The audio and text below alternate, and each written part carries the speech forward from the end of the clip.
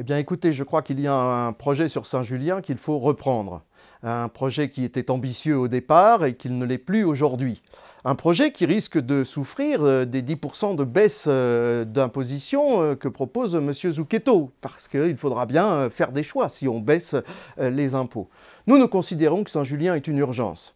Nous considérons que le conservatoire à rayonnement départemental de Laval ne peut plus se contenter des locaux de Corbineau.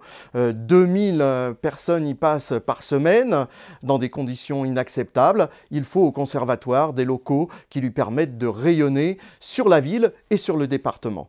Un auditorium, évidemment, un cinéma d'art et d'essai qui manque cruellement sur la ville, qui restera sous régie municipale, et puis la conservation des archives du musée d'art naïf, qui à l'heure actuelle ne sont pas conservées dans des conditions permettant de garder à terme le label musée d'histoire. Donc nous ferons de Saint-Julien une plateforme de lancement pour des projets autour du conservatoire, mais pas seulement, puisqu'il faut absolument pouvoir brasser à la fois les esthétiques et les publics.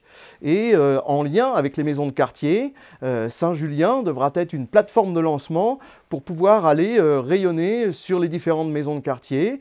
Le conservatoire est très ouvert dans ce domaine, puisque déjà il travaille en partenariat avec de nombreuses écoles de la ville.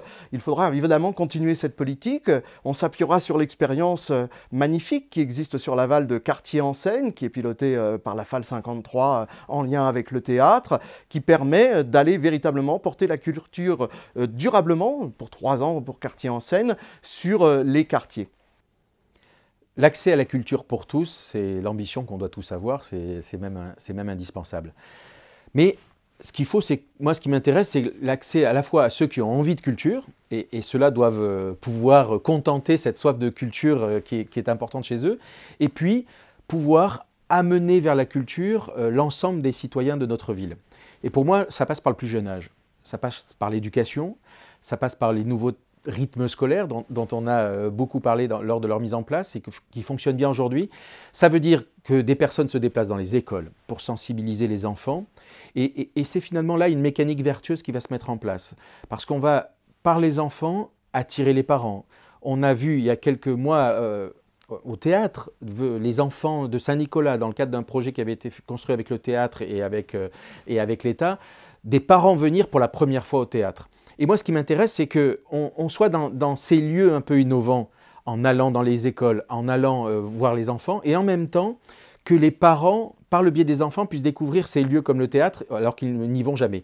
Et puis, ça veut dire aussi que les artistes, il ne faut pas les enfermés dans les lieux habituels, même si aujourd'hui il y en a beaucoup et ils sont très importants pour notre ville, le 6x4, l'avant-scène, le théâtre et bien d'autres lieux encore. Donc ce qu'il faut, c'est que les artistes soient visibles. C'est le sens du complément que met en place la mairie avec les 3 éléphants. Les spectacles vivants dans la rue, les spectacles de rue sont importants. Mais il y a aussi la place de l'artiste dans la ville avec les œuvres qu'on peut mettre en place. Et moi, j'ai envie de déployer des résidences d'artistes visibles pour que l'accès à la culture ne soit pas simplement un billet que j'achète dans une salle fermée. Donc, c'est une chaîne longue, mais qui est importante, de la sensibilisation des enfants, se déplacer dans la ville, créer des spectacles dans la ville, et ça passera au bout du compte par une proposition forte que nous faisons, ce qu'on appelle la carte Laval Famille, qui doit donner accès à ces lieux, qui doit donner accès à l'information culturelle aussi. Cette carte Laval Famille qui concernera la mise en place de réductions, d'accès, d'informations pour le sport, pour la culture, pour les loisirs. Elle doit prendre en compte toutes ces données des loisirs et la culture en est un fondamental. Le maire, c'est celui qui doit faire vivre sur le territoire de sa ville des personnes très différentes. Dans une ville, il y a une concentration de population sur un territoire réduit et les gens sont tous différents les uns des autres. Il n'y a pas 2 familles pareilles, il n'y a pas 2 voisins qui sont identiques. Eh bien, le devoir du maire, la responsabilité du maire, c'est de faire vivre toutes ces personnes différentes ensemble. Alors, il y a de nombreuses façons d'y arriver, mais en particulier, la culture est un vecteur essentiel, un vecteur qui permet de faire vivre ensemble des générations différentes. Ça va de la petite enfance jusqu'aux personnes âgées, voire très âgées, Donc la culture est un vecteur de communication. Et puis la culture est quelque chose aussi qui permet de s'informer, de s'instruire, d'éduquer. Donc moi je crois, et évidemment de se distraire. Donc dans notre projet municipal, la culture a une très grande place. Nous souhaitons aussi être très ouverts sur les différentes formes de culture. Nous souhaitons aussi que la culture ne soit pas concentrée sur un ou deux lieux, aussi prestigieux soient-ils, comme le théâtre ou le château neuf ou le vieux château. Nous voulons que la culture soit diffuse dans tous les quartiers, dans tous les milieux et dans toutes les générations.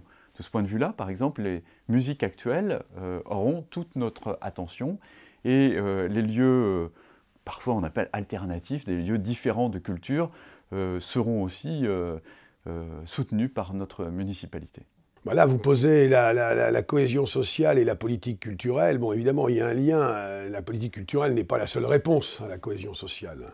Ça va de soi. La politique culturelle, nous voulons axer essentiellement nos efforts sur la maîtrise de la langue française. La maîtrise de la langue française, c'est très important parce que c'est ce qui nous unit.